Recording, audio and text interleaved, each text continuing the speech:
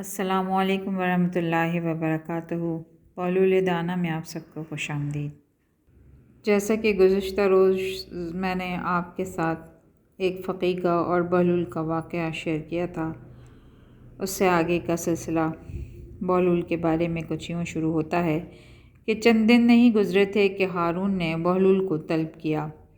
وہ اس کے محل میں پہنچا تو دیکھا کہ وہ شراب کے نشے میں مخمور دجلہ کے کنارے اپنے شاندار محل کے جھروکے میں بیٹھا شور مچاتی لہروں کا تماشا دیکھنے میں محو ہے۔ بہلول کو دیکھتے ہی وہ نشے کی ترنگ میں بولا، بہلول، اس روز تو تو نے بیچارے فقیہ کا ناطقہ بند کر دیا تھا، اتفاقاً تیرا داؤ لگ گیا تھا اور وہ احمق بھی نرا گاؤدی نکلا، مگر آج میں تجھے عاجز کر کے رہوں گا اور اس جھروکے میں سے تجھے دجلہ میں پھینکوا دوں گا اور تو اسی طرح دجلہ کی موجوں میں غوطے کھائے گا جس طرح تیرے معمے میں چوہا شیرے اور سرکے کے مٹکے میں ڈبکیاں لگاتا رہا تھا۔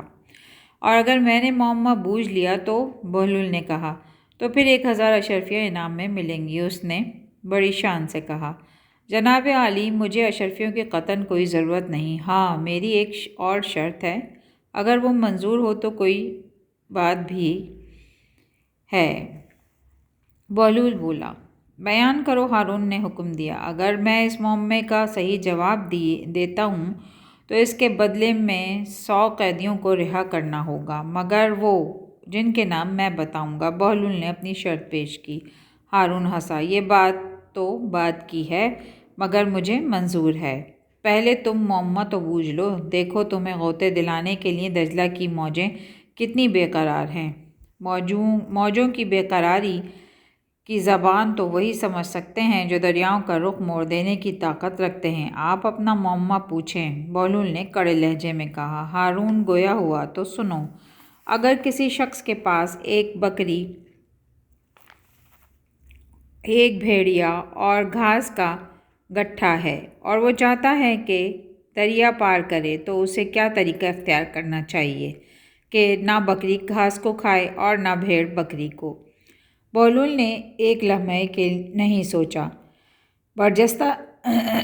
برجستہ کہا، اس شخص کو چاہیے کہ بھیڑیے اور گھاس کو کنارے پر چھوڑ دے اور بکری کو دریا کے پار لے جائے، پھر وہ واپس آ کر گھاس لے جائے اور گھاس کو تو اس کنارے پر چھوڑ دے لیکن بکری کو واپس لے آئے۔ اب بکری کو تو اس کنارے پر چھوڑ دے لیکن بھیڑیے کو پار لے جائے، واپس آ کر وہ بکری کو لے جا سکتا ہے۔ اس طرح نہ بکری گھاس کھائے گی نہ بھیڑیا بکری کو کھا سکے گا۔ ہارون حیران ہوا۔ بہت خوب بہلول، آج تو ستارے تمہارے حق میں تھے۔ ستارے ناحق کچھ بھی نہیں کرتے کیونکہ وہ تو حق کو پہچانتے ہیں۔ اب عالی جاں بھی میرے حق کو پہچانیں اور اپنا وعدہ پورا کریں، بہلول نے جرأت سے کہا۔ درست، مجھے اپنا وعدہ یاد ہے۔ تم منشی کو ان قیدیوں کے نام لکھوا دو، وہ داروغہ زندان کو دے دے گا تاکہ ان قیدیوں کو رہا کر دے، ہارون نے فراخ دلی سے کہا۔ بہلول نے ان اشخاص کے نام لکھوا دیے اور چلا آیا۔ ہارون کا نشہ اترا تو اس کے مقرب نے اسے وہ فہرست دکھائی جو بہلول نے لکھوائی تھی اور بولا، حضور نے بہلول کے ساتھ کچھ زیادہ ہی فیاضی کا برتاؤ کیا ہے، اگر آپ اس فہرست کو ایک مرتبہ ملاحظہ فرما لیں تو مناسب ہوگا۔ ہارون نے فہرست دیکھی تو ہوش میں آ گیا اور بہلول، تو کیسا غضب کا شریر اور فسادی ہے! یہ سب تو ان لوگوں کے نام ہیں جنہیں بغاوت کے جرم میں قید کیا گیا ہے۔ یہ لوگ موسیٰ ابن جعفر علیہ السلام کے دوزدار ہیں اور خلافت ہاشمیوں کا حق سمجھتے ہیں۔ عالی جاں میں بھی اسی فہرست کو دیکھ کر کھٹک گیا تھا، اس لیے میں نے یہی مناسب سمجھا کہ حضور اس پر ایک نگاہ ڈال لیں۔ یہ سب کے سب تو باغی ہیں، مقرب نے کہا، مگر ہم وعدہ کر چکے ہیں، ایسا نہ ہو کہ وہ دیوانہ ہمیں بدنام کرے۔